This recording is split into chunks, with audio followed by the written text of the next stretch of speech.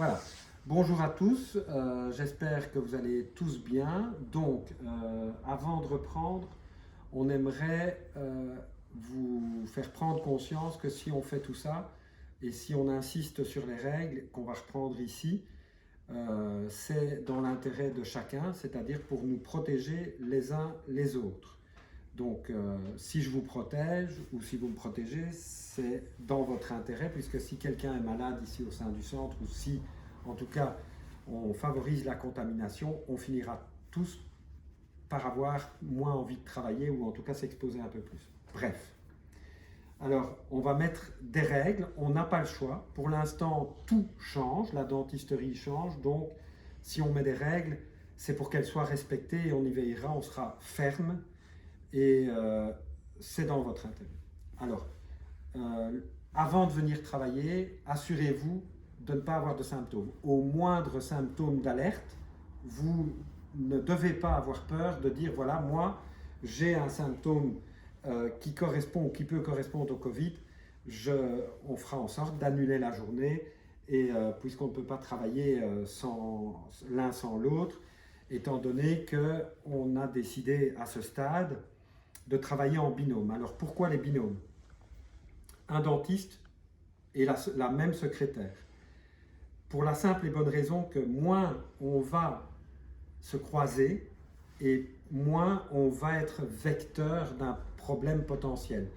Ça, c'est une des manières de ne pas répandre ou de ne pas être vecteur du virus.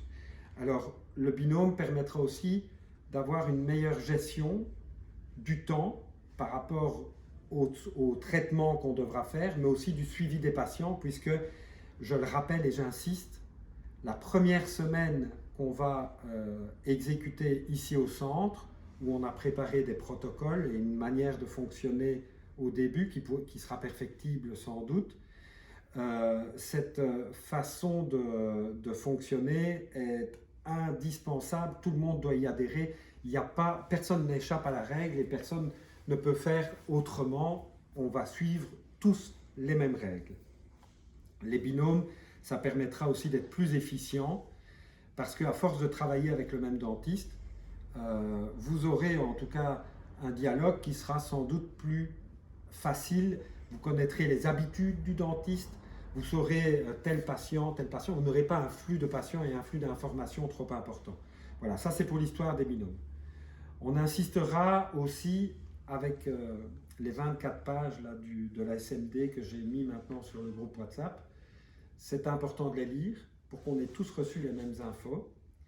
Ça n'est pas une liste exhaustive, ça veut dire que si vous avez des idées, elles restent les bienvenues, que ce soit les dentistes, les secrétaires, on peut rendre ça plus efficient. Et plus on sera efficient, plus on sera dans le principe de précaution, en rappelant ici que le virus est hautement contagieux.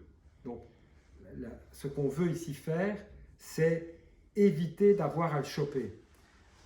En dehors de l'idée de développer une immunité collective, je pense qu'il est plus important de ne pas l'attraper à ce stade.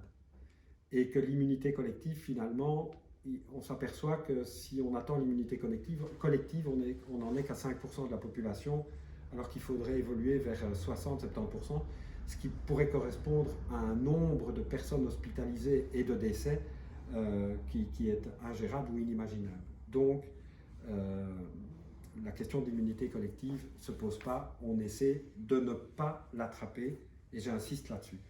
J'insiste aussi sur le fait que le tri téléphonique, on n'est plus dans un travail entre guillemets à la chaîne, on va essayer de gérer ça calmement, une reprise progressive.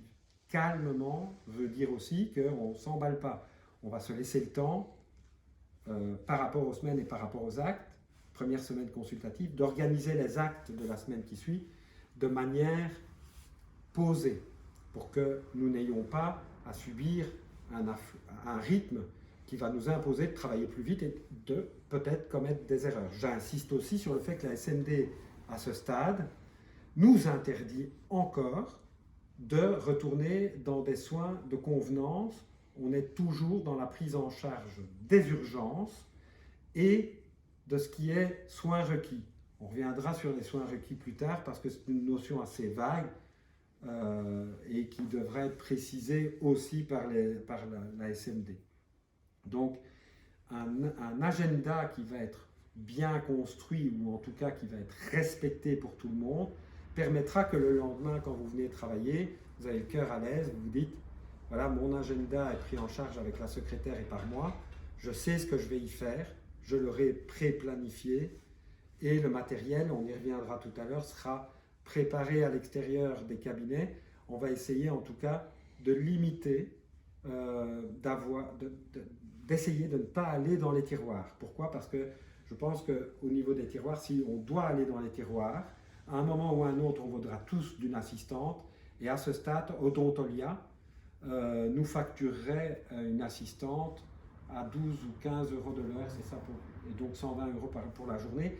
On a pris l'avis de l'ensemble des dentistes, y compris le nôtre, et nous ne sommes pas pour cette option. Ça veut dire qu'à ce moment-ci, nous allons devoir trouver une solution pour pouvoir gérer avec l'assistant la mise en œuvre de chaque acte. Donc il faudra un protocole par acte. Alors, j'insiste aussi sur le fait que ni les uns ni les autres à ce stade, nous soyons rassurés par les actes qui émettent des aérosols. Donc je le répète, dans la première semaine, on ne fait que des actes de consultation avec radio, panoramique, tout ce qu'on veut, mais évitons, non même pas évitons, interdiction de faire autre chose dans la première semaine. Planifiez les rendez-vous, même si ce n'est qu'une extraction, planifiez vos rendez-vous pour la semaine qui suit, s'il vous plaît. Alors on a essayé, par rapport au nombre de fauteuils disponibles, d'établir un roulement sur 15 jours, je m'explique. Première semaine, consultation, par exemple, jour 1, je vais initier la mise en route de cette formule. Ça veut dire que le jour 1, si je fais de la consultation, c'est pour planifier correctement le lundi qui va suivre. Ici même à Anderlues. Évidemment, on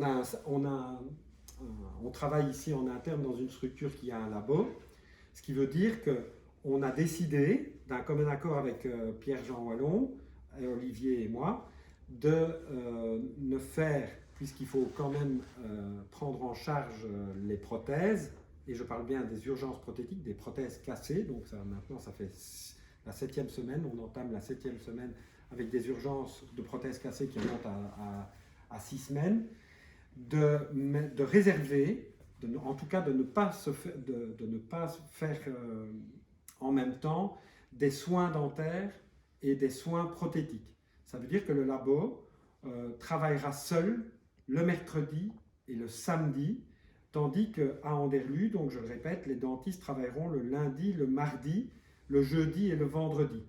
Ce sur un roulement de 15 jours, ça veut dire que les consultations du lundi que j'aurai fixées seront fixées pour le lundi qui suit.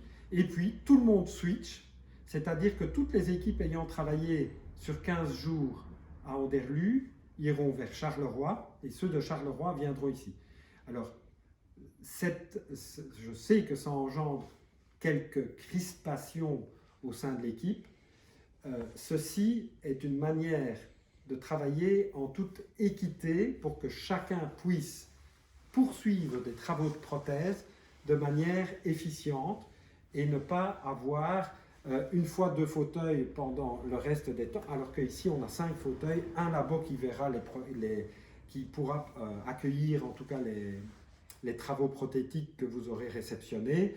Tout ça doit être cohérent et équitable pour tout le monde, tous les dentistes. Donc il y aura un roulement sur 15 jours. Je sais que ça ne correspond pas au rythme habituel de travail que nous avions ici à Anderlues, malheureusement.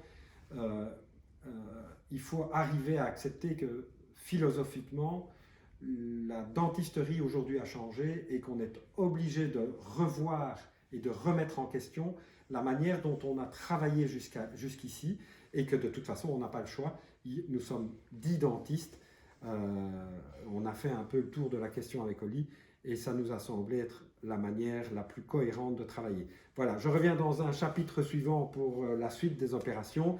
Merci d'écouter ça avec attention et de nous revenir si vous avez des questions, n'hésitez pas. Le groupe WhatsApp reste actif. vous nous recontactez, ou Olivier ou moi, avec des questions pertinentes, mais honnêtement, pas des questions auxquelles on n'aura pas de réponse, comme par exemple, quand est-ce qu'on reviendra à un rythme habituel? C'est pas demain, et pour l'instant, on essaie de gérer l'urgence. Ça va? Merci.